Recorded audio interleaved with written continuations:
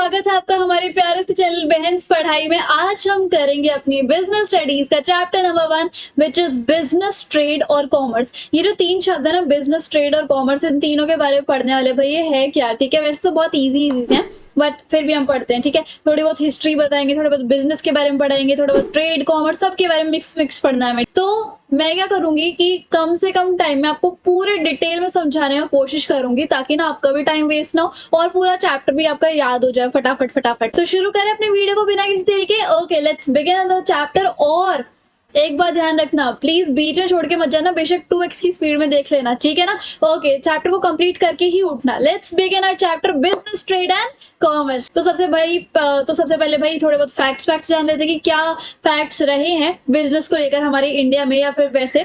तो क्या होता है, लोगों को अलग अलग टाइप से गुड्स एंड सर्विसेज चाहिए होते थे, अलग अलग जगह लोग रहते थे, तो अलग अलग टाइप की गुड्स एंड सर्विसेज लोगों को चाहिए थी। और क्या होता था कि बिजनेस का एम क्या होता था कि वो ज्यादा से ज्यादा पैसा कमाए, लोगों की डिमांड को वो पूरा करे और गुड्स एंड सर्विसेज प्रोवाइड करके और वहां से वो पैसा कमाए, तो उनकी डिमांड होती थी। और बिजनेस की वजह से लोगों की डे टू डे लाइफ जो है पूरी तरीके से इन्फ्लुएंस हो रही है। एंड ये देखा जाता था कि 1000 एडी में एनो डोमिनो में साउथ एशिया जो है वो बहुत ज्यादा तरक्की कर रहा था। साउथ एशिया जो है ना, जितनी भी कंट्रीज साउथ एशिया में आती है वो सारी जो है बहुत अच्छे से तरक्की कर रही थी। ये कुछ एस्टिमेट्स यहाँ पर उसके दिए हुए हैं। तो साउथ एशिया में क्या क्या देखने को मिला कि इतने ज्यादा लोग यहाँ पर रहते थे वर्ल्ड के अगर देखा जाए तो परसेंटेज में, और इतने परसेंट लोग इतना कमाते थे, इतने ज्यादा प्रोड्यूस करते थे और इतना ज्यादा कंट्रीब्यूट करते थे। ये कुछ फैक्ट्स मतलब स्टैट्स बता रखे उसकी। और सबसे पहले दादा भाई नाओरोजी 1868 में उन्होंने पहली बार इंडिया की नेशनल इनकम को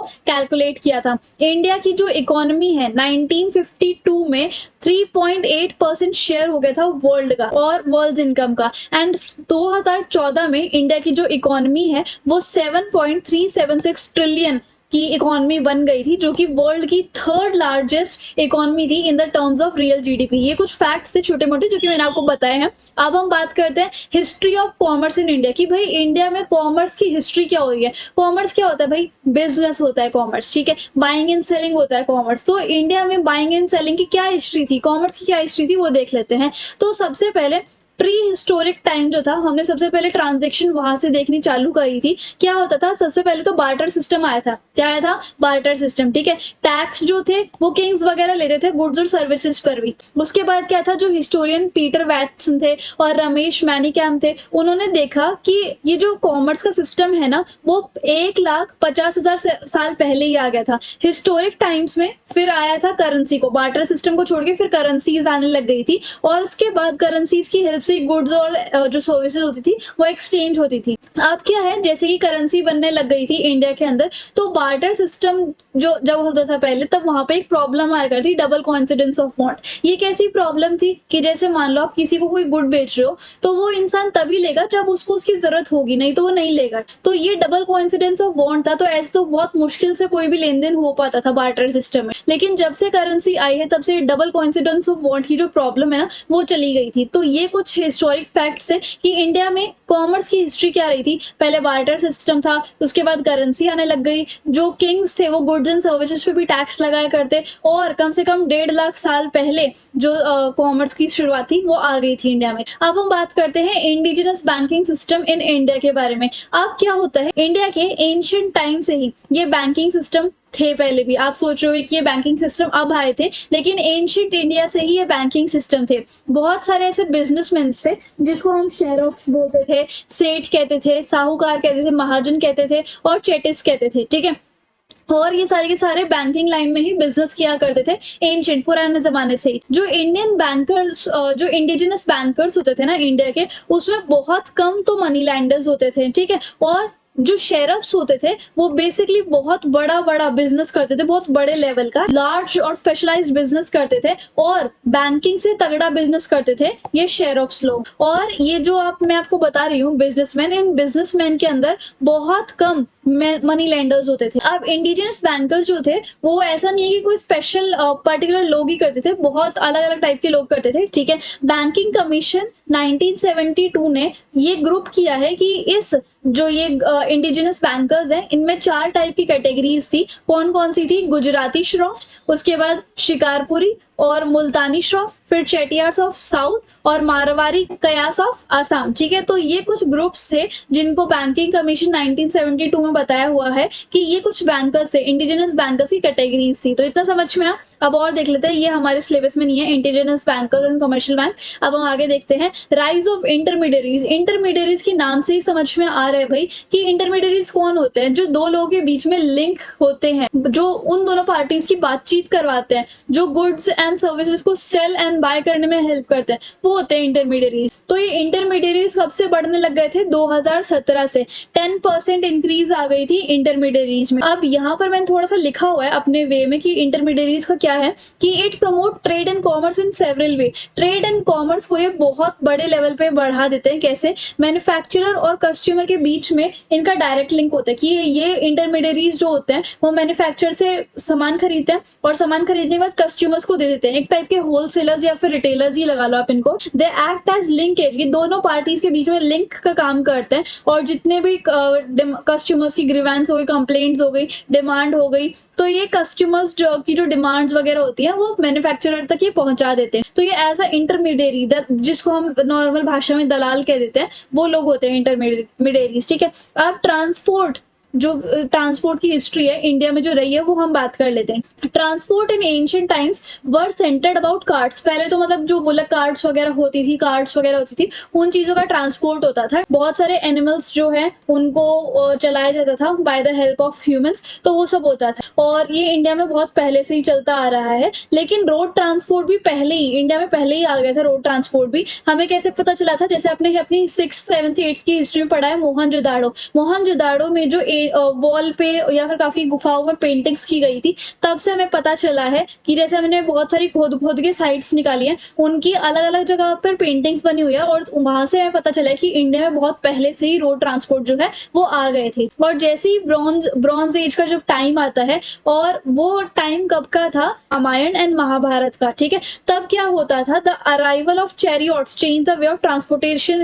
इन इंडिया। तो उस टाइम पे चैरियट्स आ गए थे और उसमें क्या होता है, एक घोड़े पर, these were drawn by one or more horses depending upon the load carried. और जितने भी जैसे चैरियट्स क्या होते थे, जैसे आपने देखे होंगे रथ होते हैं, चैरियट्स घोड़े होते थे काफी सारे, और उनके पीछे जो थे वो बड़े बड़े राजा महाराजा या फिर काफी सारे लोग बाग जो है वो ट्रैवल करके जाया करते, और वजन के हिसाब से घोड़ों को आगे बांधा जाता था। ठीक है, तो ये जो रथ होते थे, ये जो चैरियट्स होते थे, इनको अलग अलग चीजों से डेकोरेट किया जाता था, जैसे कि जेम स्टोन्स हो गए, इनको अच्छे से पेंट किया जाता था। और मोस्टली रिच और रूलिंग क्लास जो होते थे ना, राजा वगैरह, वो लोग इन सबको यूज किया जाते थे, रथ वगैरह को, और बाकी जो मिडिल क्लास लोग होते थे वो बुलक कार्ट, ऑक्स कार्ट वगैरह यूज किया करते थे। अब तो फिलहाल जो प्रेजेंट की बात है, वहां पे ट्रक है, बसेस है, टेम्पो है, as a means of road transport. अब हम बात कर लेते हैं वाटर ट्रांसपोर्ट की। पिक्चर में बच जा रहा है। ठीक है, वाटर ट्रांसपोर्ट जो है वो कब से चालू हो गया था इंडिया में? बेसिकली ये रामायण के टाइम से स्टार्ट हो गया था, जब बोट्स जो है उस टाइम पे भी काफी ज्यादा बार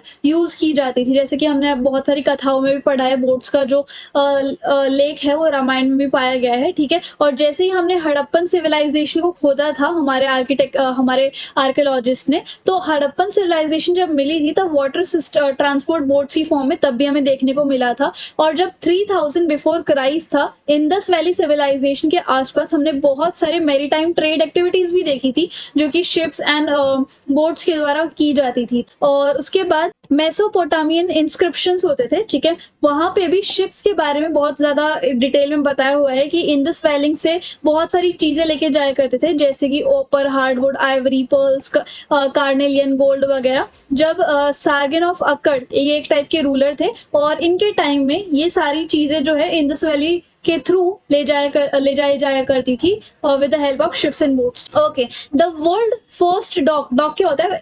कोई पोर्ट होता है, तट होता है जहां पर शिप्स खड़े रहते हैं और जहां पर बिजनेस वगैरह होता है शिप्स के थ्रू। वो लोथल में बना था। लोथल अब गुजरात में है। और ये कब बना था? 2400 BC में। और ये उस टाइम का बहुत बड़ा ही मार्वल था, बहुत जाइंट ये पोर्ट था। और मॉडर्न एक्सपर्ट ये कहते हैं कि उस टाइम का तो ये बस आविष्कार ही था, ठीक है। बहुत प्रॉपरली तरीके से इसको डिजाइन किया गया है ताकि कोई भी दिक्कत यहाँ पर ना आए। तो ये था वाटर ट्रांसपोर्ट के बारे में। दूसरे मोड्स ऑफ ट्रांसपोर्ट के बारे में देख लेते हैं। जैसे कि आपको तो पता ही है रेलवेज कौन लाया था इंडिया में, ये आप अपनी 12th की इकोनॉमिक्स से पढ़ोगे, इंडियन इकोनॉमिक डेवलपमेंट में। रेलवेज को ब्रिटिशर्स ने इंट्रोड्यूस किया था 1850 में, ठीक है। यहाँ पर जो फर्स्ट इंडियन है जिन्होंने एयरप्लेन को यंग एज में बनाने की सोची थी वो थे महाराजा ऑफ पटियाला भूपिंदर सिंह इन 1910, जो जिनका बहुत ज्यादा इंटरेस्ट था एविएशन में। और जो सिंह थे यानी कि भूपेंद्र सिंह, उन्होंने अपने चीफ इंजीनियर को यूरोप में भेजा था कि वो बहुत सारे प्लेन्स की स्टडी करे।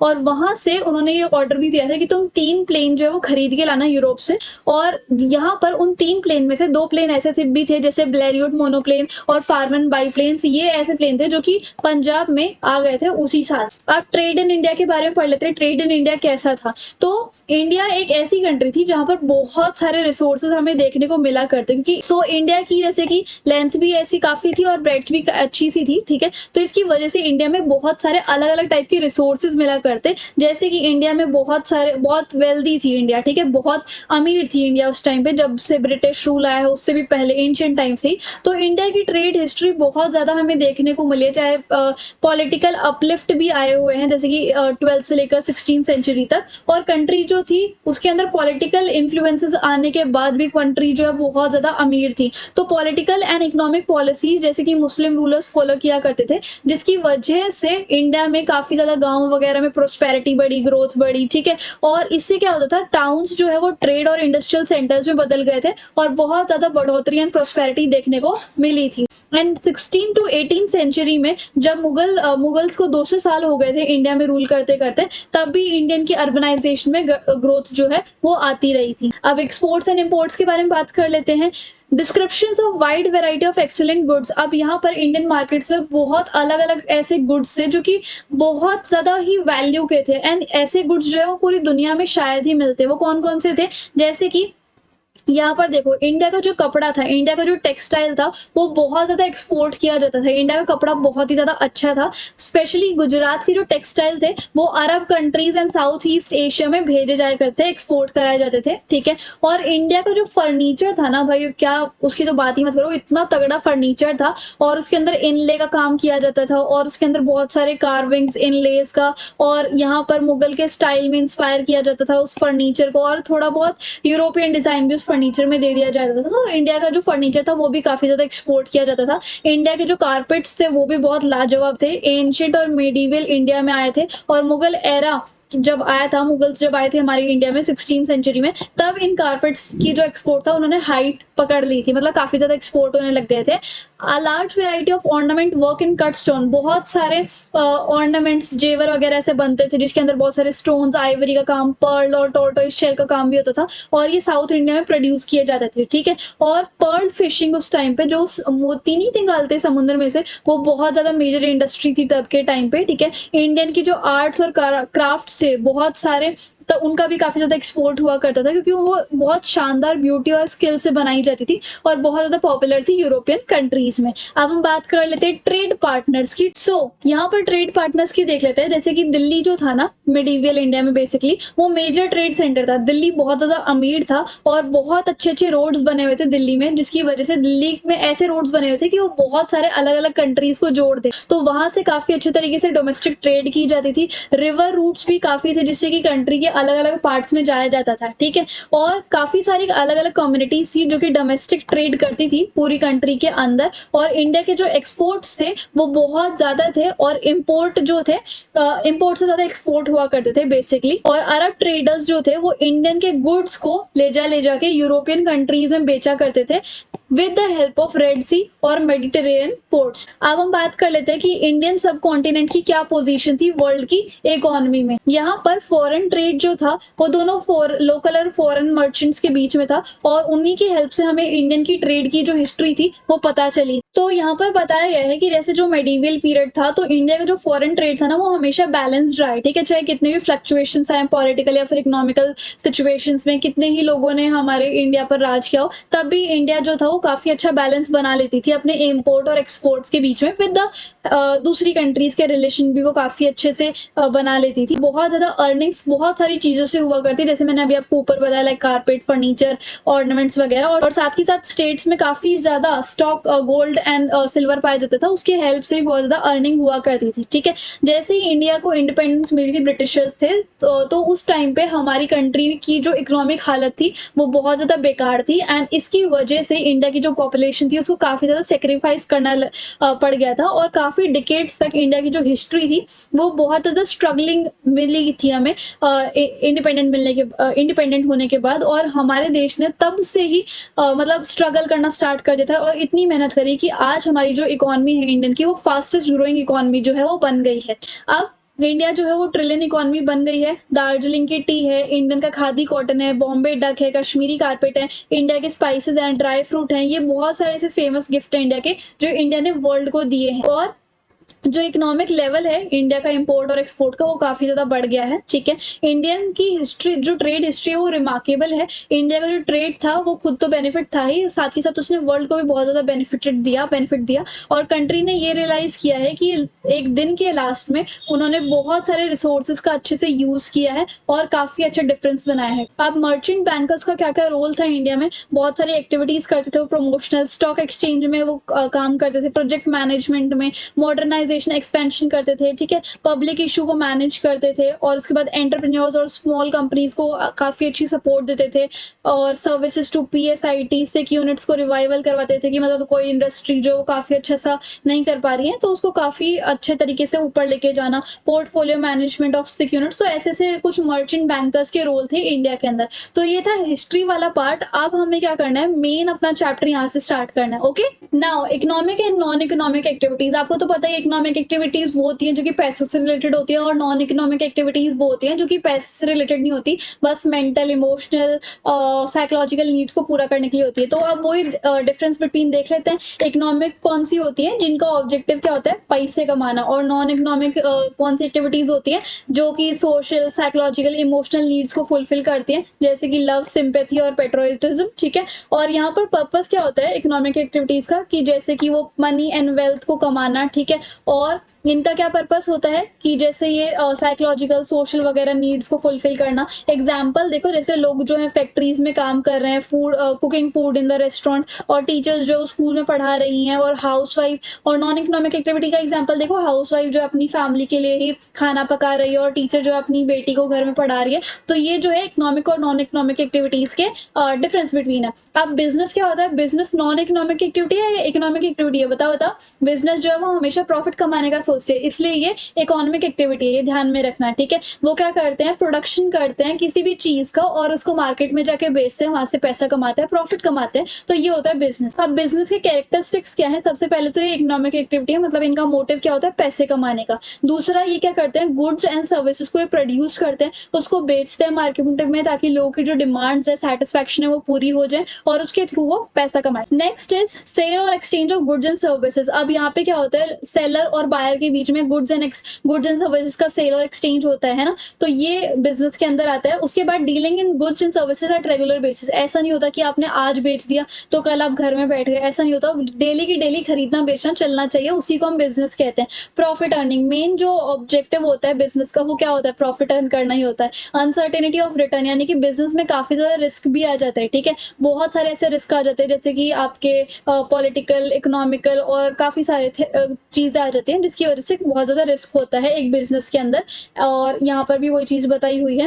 एंड यहाँ पर अनसर्टेनिटी ऑफ रिटर्न में मतलब ये एक चीज और बताई हुई है कि रिस्क के साथ साथ इसके अंदर काफी ज्यादा लॉसेस भी हो सकते हैं प्रॉफिट के साथ साथ। सो अब हम क्या करेंगे, तीन चीजों में डिफरेंस बिटवीन पढ़ेंगे, एक बिजनेस, एक प्रोफेशन, और एक एम्प्लॉयमेंट। बिजनेस क्या होता है, ये जनरली सेल और परचेज के बीच में जो लिंकेज होती है वही बिजनेस होती है। और उसके बाद इसका काम क्या होता है, प्रॉफिट अर्न करना। प्रोफेशन क्या होता है कि आपने बहुत अच्छे से पढ़ाई की हुई है किसी भी चीज़ की, और जब आप उसमें माहिर हो जाते हो तब आप अपनी सर्विस प्रोवाइड करते हो लोगों को और उसके थ्रू पैसा कमाते हो। और एम्प्लॉयमेंट क्या होता है कि आपने काफ़ी अच्छे से पढ़ाई कर ली और अब आप किसी जॉब में, अब आप कोई कंपनी में जॉब कर रहे हो तो वो होती है आपकी एम्प्लॉयमेंट। तो अब इसी तीनों के तो अब इन्हीं चीज़ों के बीच में हम डिफरेंस बिटवीन पढ़ेंगे। जैसे कि सबसे पहला है बिज़नेस। बिज़नेस क्या होता है कि सबसे पहले आपको कुछ लीगल फॉर्मेलिटी पूरी करनी होती है, तब आप अपना बिज़नेस चालू कर सकते हो। और प्रोफेशनल में क्या होता है कि सबसे पहले आपको किसी बॉडी से सर्टिफिकेट ऑफ प्रैक्टिस चाहिए होता है कि आपने इस चीज़ को पूरा कर लिया, अब आप प्रोफेशनल हो गए उस चीज़ में, ठीक है? तब आप वो प्रैक्टिस कर सकते हो।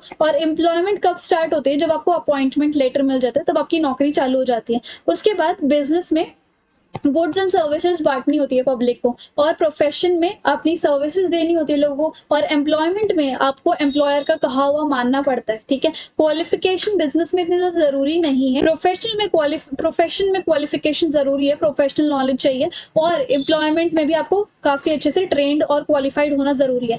बिजनेस में कैपिटल चाहिए होती है, जितना बड़ा बिजनेस उतनी ज्यादा कैपिटल, ठीक है? और उसके बाद प्रोफेशन में लिमिटेड कैपिटल चाहिए, इतना ज्यादा कैपिटल नहीं चाहिए, और एम्प्लॉयमेंट में तो कोई कैपिटल ही नहीं चाहिए। रिवॉर्ड्स क्या होते हैं? बिजनेस से प्रॉफिट आता है, और उसके बाद प्रोफेशन से प्रोफेशनल फीस आती है, एम्प्लॉयमेंट में आपको सैलरी या फिर वेजेस मिलती है। रिस्क बिजनेस में ज्यादा है और प्रोफेशन में कम रिस्क है, एंड यहाँ पर एम्प्लॉयमेंट में कोई भी रिस्क नहीं। कोड ऑफ कंडक्ट मतलब कोई रूल्स वगैरह है, तो बिजनेस में कोई रूल्स वगैरह होती नहीं है। प्रोफेशन में प्रोफेशनल कोड ऑफ कंडक्ट होता है, उसी के हिसाब से एक प्रोफेशन को आगे चलाया जाता है। और एम्प्लॉयमेंट में जो कॉन्ट्रैक्ट में टर्म्स एंड कंडीशंस लिखी हुई है उसके बेसिस पे आपको चलना होता है। तो ये तीन डिफरेंस बिटवीन थे इन चीजों में। अब हम बात कर लेते हैं ऑब्जेक्टिव ऑफ बिजनेस। कोई भी बिजनेस है, कोई भी कंपनी है, वो जब भी स्टार्ट होता है ना, तो वो किसी लक्ष्य के साथ, किसी ऑब्जेक्टिव के साथ स्टैंड अप होता है, ठीक है? तो ऑब्जेक्टिव ऑफ द बिजनेस का क्या मतलब है कि वो किसी एम के साथ वो बिजनेस रन कर रहा है। अब एक बिजनेस के काफी सारे टाइप्स के ऑब्जेक्टिव्स होते हैं, जैसे कि अब इस साल जो है बिजनेस ऑब्जेक्टिव को दो चीजों में बांटा गया है। एक आपकी है इकोनॉमिक वाला ऑब्जेक्टिव और दूसरा आपके सोशल ऑब्जेक्टिव। पहले पर्सनल ऑब्जेक्टिव भी थे बट वो अब कट गया है। अब आपको सिर्फ और सिर्फ ये दो ऑब्जेक्टिव्स पढ़ने हैं, एक इकोनॉमिकल और एक जो है सोशल ऑब्जेक्टिव। सो अब हम बात करते हैं सबसे पहले इकोनॉमिक ऑब्जेक्टिव्स की, ठीक है? अब जैसे कि आपको पता है कि बिजनेस एक इकोनॉमिक एक्टिविटी है, तो उसका मेन ऑब्जेक्टिव क्या है कि वो इकोनॉमिकल रिजल्ट्स को दिखाए, पैसा वगैरह कमाए। जैसे कि सबसे पहला काम होता है बिजनेस का प्रॉफिट अर्न करना। यहाँ पर क्या होता है? प्रॉफिट मतलब कि जितना आपने खर्चा किया है और उससे उस खर्चे से जितनी भी आपकी कॉस्ट लगी है उससे ज्यादा आपको पैसा मिल जाए। अब यहाँ पर सबसे पहला काम होता है बिजनेसमैन का कि वो प्रॉफिट अर्न करे, क्योंकि बिना प्रॉफिट के कोई भी बिजनेस जो है मार्केट में सर्वाइव ही नहीं कर सकता। साथ ही साथ प्रॉफिट तो चाहिए ही चाहिए, बट उसकी ग्रोथ और एक्सपेंशन ऑफ बिजनेस भी बहुत ज्यादा जरूरी है। नेक्स्ट क्या होता है? Market standing and creation of customer. Business को लंबे टाइम के लिए वो तभी चल सकता है जब वो अपने मार्केट में बहुत बड़ा शेयर बनाए और मार्केट में उसकी एक अलग ही गुडविल बन जाए। वो तभी पॉसिबल होगा जब वो अपने कस्टमर्स को बहुत अच्छे से गुड्स एंड सर्विसेज प्रोवाइड करेगा और कस्टमर को सेटिस्फाई करेगा, तभी वो एक बिजनेस जो है वो स्टैंड अप हो सकता है लंबे टाइम तक एक मार्केट में। इनोवेशन, एक बिजनेस को ध्यान में रखना चाहिए कि उसे नए नए प्रोडक्ट्स और नए नए फीचर्स ऐड कर देने चाहिए ओल्ड प्रोडक्ट्स के अंदर, ताकि वो बहुत ज्यादा पावरफुल हो जाए, यूजफुल हो जाए, इम्प्रूव्ड हो जाए वो, ताकि वो मार्केट में कंपटीशन में सरवाइव कर सके। और जैसे जैसे कंपटीशन बढ़ रहा है, एक बिजनेस तभी सक्सेसफुल रह पा रहा है अगर वो नए जमाने के साथ चल रहा हो। नेक्स्ट है ऑप्टिमम यूटिलाइजेशन ऑफ रिसोर्सेज। अब जैसे मैंने आपको इकोनॉमी में पढ़ाया है कि इकोनॉमी में हमारे रिसोर्सेज, हमारे साधन जो है वो बहुत ज्यादा उनकी कमी है ना, स्केर्स रिसोर्स है। तो अब यहाँ पर ऑप्टिमम यूटिलाइजेशन ऑफ रिसोर्सेज मतलब कि बिजनेस जितने भी रिसोर्सेज को यूज कर रहा है, जितने भी साधनों को यूज कर रहा है, वो उनका अच्छे से यूज करे ताकि कोई भी वेस्टेज ना हो और उनकी कॉस्ट भी कम लगे, ठीक है? नेक्स्ट है इंप्रूविंग प्रोडक्टिविटी। यहाँ पर क्या बोला गया है कि जैसे जैसे आप अपने वेस्टेज कम कर दोगे, मशीन्स इक्विपमेंट्स को या फिर ह्यूमन रिसोर्स और मनी को अच्छे से यूज करोगे, तब आपका बिजनेस काफी अच्छे से बड़े से रेट पे ग्रो भी करेगा और सर्वाइव भी करेगा। उससे आपकी बिजनेस की प्रोडक्टिविटी भी इंप्रूव होगी। और अब हम बात कर लेते हैं सोशल ऑब्जेक्ट की। देखो क्या होता है, बिजनेस जो है वो सोसाइटी का एक बहुत अच्छा सा पार्ट है। वो क्या करता है, सोसाइटी से ही वो अच्छे अच्छे रिसोर्सेज ले लेता है, उन्हीं रिसोर्सेज की हेल्प से वो गुड्स एंड सर्विसेज वगैरह बनाता है ना?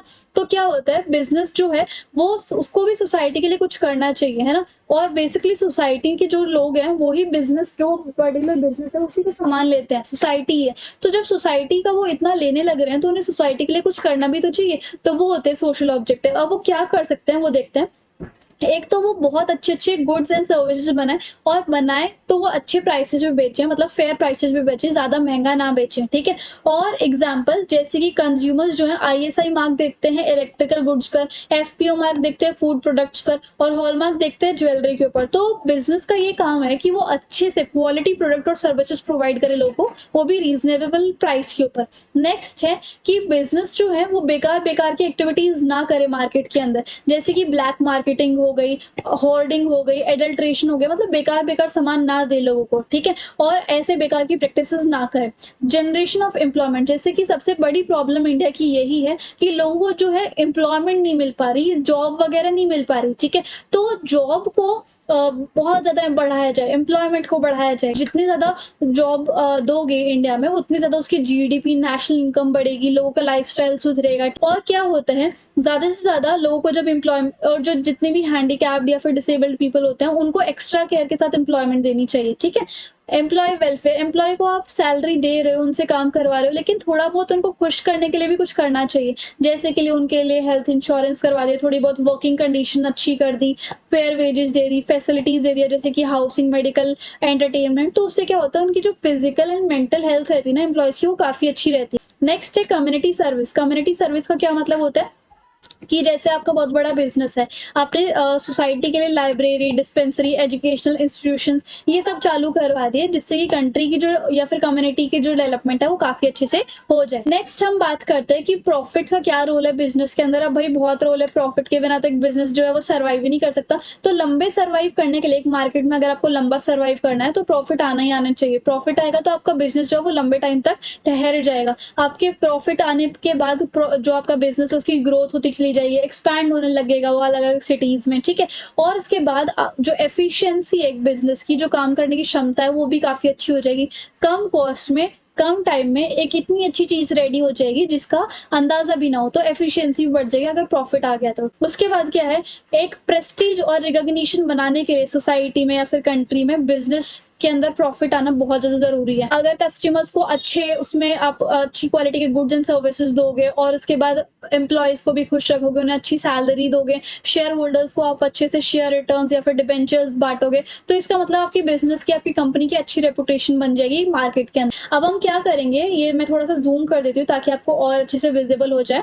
यहाँ पर देखो, क्लासिफिकेशन ऑफ बिजनेस एक्टिविटीज। अब बिजनेस एक्टिविटीज जो इनके दो चीजों में हम पढ़ेंगे, एक इंडस्ट्री और एक कॉमर्स में, ठीक है? अब इंडस्ट्री भी तीन टाइप की है, प्राइमरी इंडस्ट्री, सेकेंडरी इंडस्ट्री और टर्शरी एक्टिविटी, टर्शरी या फिर सर्विस इंडस्ट्री। और कॉमर्स भी दो टाइप का, ट्रेड और ऑक्सिलरी टू ट्रेड। अब यहाँ पर हम धीरे धीरे करके इनके सब पार्ट्स भी डिवाइडेड हैं। जैसे कि प्राइमरी इंडस्ट्री में एक्सट्रैक्टिव और जेनेरिक और कम्युनिकेशन वाली इंडस्ट्री पढ़नी है। सेकेंडरी में हमें कम्युनिकेशन और कंस्ट्रक्शन वाली इंडस्ट्री पढ़नी है। टर्शरी में कोई इंडस्ट्री नहीं पढ़नी है। ट्रेड जो है वो दो टाइप की होती है, इंटरनल और एक्सटर्नल। इंटरनल के भी पार्ट है जैसे कि होलसेल ट्रेड और रिटेल ट्रेड। एक्सटर्नल में इंपोर्ट, एक्सपोर्ट और एंट्रीपोर्ट। और ऑक्सिलरी टू ट्रेड, ये पांच टाइप की है, जैसे कि transportation and trade, banking and finance. ये ब्रेकिंग लिखा हुआ है बट यहाँ पर आप बैंकिंग कर लेना, ठीक है? थर्ड पे इंश्योरेंस, फोर्थ वेयर हाउस और फिफ्थ जो है एडवर्टाइजिंग। तो ये आप फ्लो चार्ट बनाओगे ना तभी आपको याद रहने वाला है, इसलिए आप इसका एक बार फ्लो चार्ट बना लो, या ये नोट चाहिए तो आप मुझे टेलीग्राम पे फॉलो कर लेना, वहां से डाउनलोड कर लेना, मैंने शेयर कर रखे हैं, ठीक है? तो अब हम इन्हीं टाइप के इन्हीं चीजों के बारे में बात करने जा रहे हैं। अब प्राइमरी इंडस्ट्री क्या होती है? प्राइमरी इंडस्ट्री वो होती है कि अगर हम नेचर से कोई भी उसके रिसोर्स निकाल रहे हैं, अर्थ को खोद खोद के कोई भी रिसोर्स निकाल रहे हैं, तो प्राइमरी इंडस्ट्री में आ रहा है, ठीक है? प्राइमरी इंडस्ट्री में बेसिकली हम नेचर से रिसोर्स लेते हैं और वो एज अ रॉ मटेरियल काम करता है। अब प्राइमरी इंडस्ट्री दो टाइप की है, पहली है एक्सट्रैक्टिव, ठीक है? एक्सट्रैक्टिव इंडस्ट्री कौन सी होती है? वो इंडस्ट्री जिसमें हम अर्थ में से कुछ निकाल रहे हैं, अर्थ के पानी में से, हवा में से या धरती में से हम कुछ निकाल रहे हैं, जैसे कि कोयला हो गया, आयरन हो गया, गैस हो गया, ठीक है? ये सब चीजें हम निकाल रहे हैं, जैसे कि farming, mining, lumbering, hunting, fishing करके। तो ये सब एक्सट्रैक्टिव इंडस्ट्री में आती है। और जेनेटिक इंडस्ट्री में क्या होता है, इस इंडस्ट्री में हम एनिमल्स की ब्रीड करवाते हैं या फिर वेजिटेबल्स की ब्रीड करवाते हैं ताकि हम कुछ और अच्छा सा यूजफुल चीज निकाल सकें। जैसे कि इसके अंदर आते हैं पोल्ट्री फार्म्स, यानी कि मुर्गियों वगैरह का farms, dairy farming, fish, hatchery और कैटल ब्रीडिंग, ये सब इस इंडस्ट्री में आ जाते हैं। अब बात कर लेते हैं सेकेंडरी इंडस्ट्री की। सेकेंडरी इंडस्ट्री में क्या होता है कि जो प्राइमरी इंडस्ट्री से हमारे पास रॉ मटेरियल आए थे ना,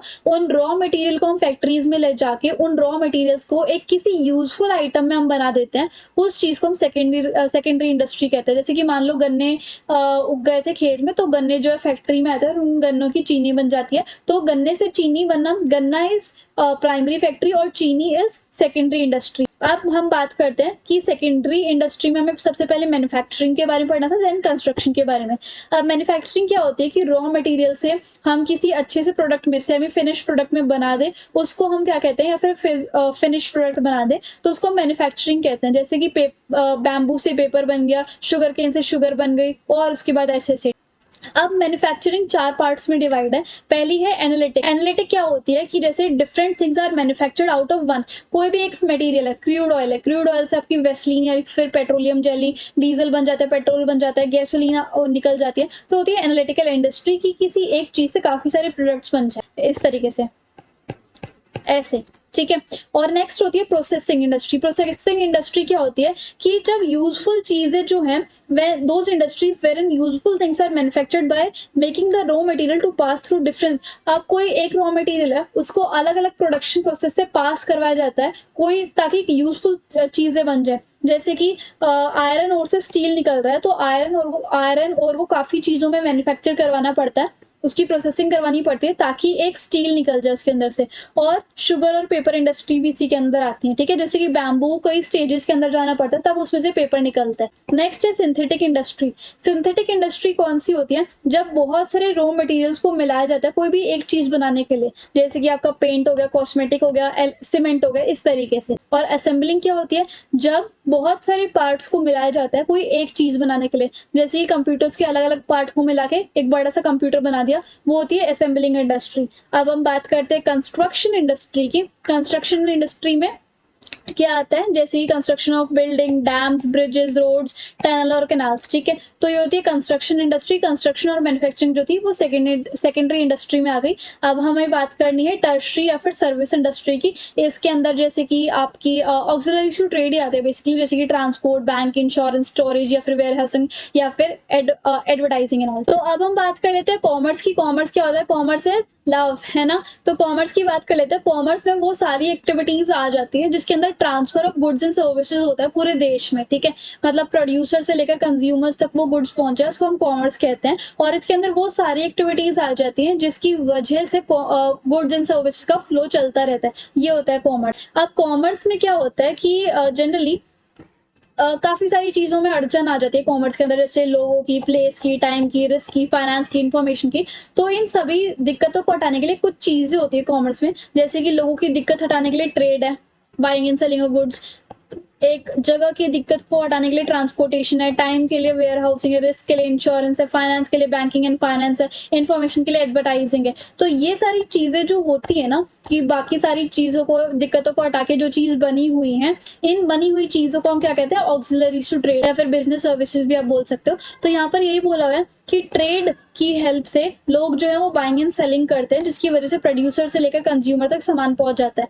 ट्रांसपोर्टेशन की हेल्प से एक जगह से सामान जो है दूसरी जगह तक पहुंच जाता है। स्टोरेज एंड वेयर हाउसिंग की हेल्प से काफी सारा सामान स्टोर हो जाता है और जैसे उनकी डिमांड आती है तो वहां से उठा के फिर बेच दिया जाता है। इंश्योरेंस की वजह से कोई भी थेफ्ट, फायर, एक्सीडेंट्स का जो खतरा बना रहता है, रिस्क बना जाता है, वो सेव हो जाता है, ठीक है। और उसके बाद क्या है, बैंकिंग। बैंकिंग की वजह से जितना भी फाइनेंस चाहिए होता है हमें, वो सब चीजें सॉल्व हो जाती हैं। और एडवर्टाइजिंग की वजह से कस्टमर्स को इन्फॉर्मेशन मिल जाते हैं कि कौन कौन सी चीजें मार्केट में नई नई आ रही हैं। अब हम बात करेंगे कि कॉमर्स के अंदर दो टाइप की एक्टिविटीज आती है, एक ट्रेड और एक ऑक्सिलरी टू ट्रेड। ट्रेड क्या होता है, buying and selling of goods and services, और ताकि हम प्रॉफिट को अर्न कर सके। और ट्रेड भी दो टाइप की है, इंटरनल ट्रेड यानी कि कंट्री के अंदर अंदर जो ट्रेड होती है। अब इंटरनल ट्रेड भी दो टाइप की है, जैसे कि होलसेल ट्रेड कि अगर कोई इंसान बहुत लार्ज क्वांटिटी में गुड्स खरीद के जा रहा है, उसको हम होलसेल ट्रेड कहते हैं। और उसके बाद एक होती है रिटेल ट्रेड। रिटेल ट्रेड क्या होता है कि कोई भी गुड्स एंड सर्विसेज को स्मॉल क्वांटिटी में लिया जा रहा है, उसको रिटेल ट्रेड कहते हैं। नेक्स्ट ट्रेड होती है एक्सटर्नल ट्रेड। एक्सटर्नल ट्रेड जो है वो या दो से ज्यादा कंट्रीज के बीच में होते हैं, उसको हम एक्सटर्नल ट्रेड कहते हैं। जैसे कि इसके अंदर 3 टाइप की ट्रेड आती है। एक इम्पोर्ट ट्रेड, कि अगर हम किसी कंट्री से सामान मंगवा रहे हैं अपनी कंट्री में। एक्सपोर्ट होता है कि हम अपनी कंट्री का जो सामान है वो दूसरी कंट्री में भिजवा रहे हैं। और एंटरप्रोट क्या होता है कि हम किसी दूसरी कंट्री से सामान मंगवा के वही सामान किसी दूसरी कंट्री को एक्सपोर्ट कर दें। इस तरीके से, जैसे कि हमने कुछ गुड्स मंगवाए अमेरिका से, तो हमने नेपाल को बेच दिए, होते हैं एंटरपोट। ठीक है, अब हम बात करते हैं कॉमर्स की दूसरी चीज के बारे में, जिसको हम बोलते हैं auxiliary to trade. Auxiliary to trade क्या होती है कि कॉमर्स में जैसे कि buying and selling of goods होता है, उन गुड्स को बाइंग एंड सेलिंग करने में वो इतना आसान काम नहीं होता, उसके अंदर बहुत सारी अड़चनें आती हैं। तो उन अड़चनों को हटाने के लिए ऑक्सिलरी टू ट्रेड बनी है। जैसे कि मैंने आपको एग्जांपल भी दिया था अभी, transport, communication, insurance, banking system, ये सारी चीजें। तो ट्रांसपोर्ट एंड सबसे पहले हम यही चीजें डिस्कस करने वाले हैं कि कौन कौन सी ऑक्सिलरी टू ट्रेड होती है। ठीक है, पहला होता है कि गुड्स को एक जगह से लेकर दूसरी जगह तक लेके जाना, वो होता है ट्रांसपोर्टेशन का काम। तो जितना भी जगह का दिक्कत था वो सब ट्रांसपोर्टेशन ने कंप्लीट कर दिया। ट्रांसपोर्टेशन के साथ साथ कम्युनिकेशन का सिस्टम भी बहुत इंपॉर्टेंट है, जिससे कि प्रोड्यूसर्स, कंज्यूमर्स, होलसेलर, रिटेलर्स आपस में बात कर सकते हैं। ठीक है, तो ये होती है। उसके बाद बैंकिंग एंड फाइनेंस, बिजनेस को फंड्स तो चाहिए ही होते हैं, लोगों को भी क्रेडिट चाहिए होता है। तो वो रॉ मटेरियल को परचेज करने के लिए, कुछ एसेट्स खरीदने के लिए, बहुत सारे एक्सपेंसेस को करने के लिए, तो इसके लिए बैंकिंग एंड फाइनेंस की फैसिलिटी है। नेक्स्ट इज इंश्योरेंस, की मान लो कभी कभी सामान का लॉस हो जाता है, कुछ स्टोरेज में दिक्कत आ जाती है, चोरी हो जाती है, फायर लग जाती है, तो उसके लिए इंश्योरेंस है। नेचुरल कैलेमिटी हो जाती है, कैलेमिटीज हो जाती है, तो उसके लिए इंश्योरेंस है। वेयर हाउसिंग, मतलब कभी कभी क्या होता है, प्रोडक्शन एंड कंजम्पशन के बीच में काफी टाइम लग जाता है, तो उस टाइम के लिए हम जो गुड्स होते हैं ना वो स्टोर कर देते हैं, और जब भी हमें निकालने की जरूरत होती है तो हम अपने वेयर हाउस से निकाल लेते हैं। अगली चीज है एडवर्टाइजिंग, की अगर मान लो प्रॉफिट, कोई भी नई चीज आ रही है हमारे मार्केट के अंदर, तो हम क्या करते हैं, उस चीज को एडवर्टाइज करवाने के लिए, लोगों को बताने के लिए कि ये नई चीज आई है हमारे मार्केट में, तो हम एडवर्टाइज करवा देते हैं, जिससे कि लोगों को इन्फॉर्मेशन मिल जाती है with the help of ads, और जो कि टीवी में, यूट्यूब पे और अलग अलग प्लेटफॉर्म पे रन करती हैं। ठीक है, अगले हम बात करते हैं भाई बिजनेस रिस्क की। अब हर बिजनेस में रिस्क होते हैं, ये बात है कि जितना ज्यादा रिस्क आप झेल सकते हो उतना ज्यादा आपको प्रॉफिट मिलने का चांस भी होता है। हर बार प्रॉफिट नहीं होता, कभी कभी लॉस भी हो जाता है। जितना बड़ा बिजनेस उतना बड़ा रिस्क, जितना छोटा बिजनेस उतना छोटा रिस्क। और अगर आप ले लेते हो रिस्क को, जैसे हम बोलते हैं रिस्क से इनाम बनते हैं, तो अगर आप ले लेते हो रिस्क को तो प्रॉफिट भी ज्यादा हो सकता है।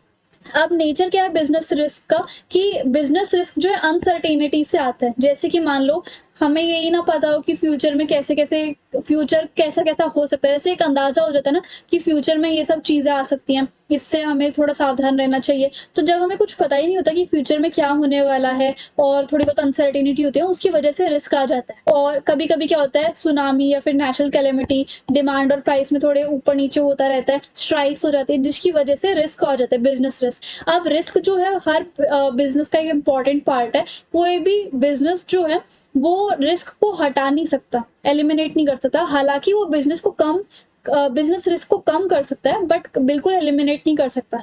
डिग्री ऑफ रिस्क जो है वो बिजनेस के साइज पे डिपेंड करता है। अगर बिजनेस का साइज बड़ा है तो रिस्क भी उतना ही बड़ा होगा, अगर बिजनेस का साइज छोटा है तो रिस्क छोटा होगा। ठीक है, अब प्रॉफिट, अगर मान लो कि एक बिजनेस ने रिस्क ले लिया, तो जितना ज्यादा आप रिस्क होगा, हो सकता है कि आपका उतना ही ज्यादा चांस प्रॉफिट का होता है। तो होता है बिजनेस का नेचर। ठीक है, बिजनेस रिस्क का नेचर। अब हम बात करते हैं कि बिजनेस रिस्क के क्या क्या कॉजेज होते हैं। एक तो नेचुरल कॉजेज होते हैं, जैसे कि फ्लड आ गया, अर्थक्वेक आ गया, सुनामी आ गई, फैमिन आ गया। ठीक है, तो इसकी वजह से नेचुरल कॉजेज ही होते हैं। ह्यूमन कॉजेज, जैसे कि दंगे फसाद हो गए, स्ट्राइक हो गई, एम्प्लॉयज में दिक्कत हो गई। ठीक है, केयरलेसनेस, डिसऑनेस्टी हो गई, तो ह्यूमन कॉजेज भी हो सकते हैं। इकोनॉमिक कॉजेज हो गए, जैसे कि कभी कभी मार्केट कंडीशन में, प्राइस वगैरह में, डिमांड सप्लाई में फ्लक्चुएशंस होती रहती है ना, तो उसकी वजह से बिजनेस में दिक्कत आ जाती है। फिजिकल कॉजेज, जैसे कि कभी कभी मैकेनिकल डिफेक्ट्स भी होते हैं, मशीनरी में दिक्कत आ जाती है, जिसकी वजह से डिले हो जाता है, तो एक फिजिकल कॉजेज भी हो सकते हैं। और दूसरे कॉजेज भी हैं, जैसे कि पॉलिटिकल डिस्टर्बेंस हो गई, फ्लक्चुएशंस हो गए एक्सचेंज रेट में, डॉलर एंड रुपीज में, तो भी बिजनेस रिस्क बन जाता है। एंड ये वाला जो टॉपिक है वो हमें पढ़ना नहीं है, क्योंकि हमारे सिलेबस में नहीं है। एंड ये वाला टॉपिक कौन सा है, कि selecting a business basic factors, तो ये सब हमारे सिलेबस में नहीं है, इसलिए मैंने कांटा लगा हुआ है। तो इस तरीके से हमारा ये जो पूरा चैप्टर है वो फाइनली खत्म होता है। एंड आई होप आपको मेरे पढ़ाने का तरीका और वीडियो जो है वो काफ़ी पसंद आई होगी। तो एक सेकेंड मैं इसको ऊपर कर लेती हूँ एक बार नोट्स को। एंड अगर आपको ये प्यारे-प्यारे नोट्स चाहिए जो कि मैंने बनाए हुए हैं सुंदर-सुंदर राइटिंग और बढ़िया-बढ़िया पिक्चर्स में, तो आप मुझे टेलीग्राम पे फॉलो कर सकते हो और वहाँ से फ्री में डाउनलोड कर लेना। और आपको कोई भी डाउट हो तो आप मुझे इंस्टाग्राम पे फॉलो करके डीएम कर सकते हो। So if you like the video and the explanation then please like, share, comment and subscribe the channel. Thank you so much.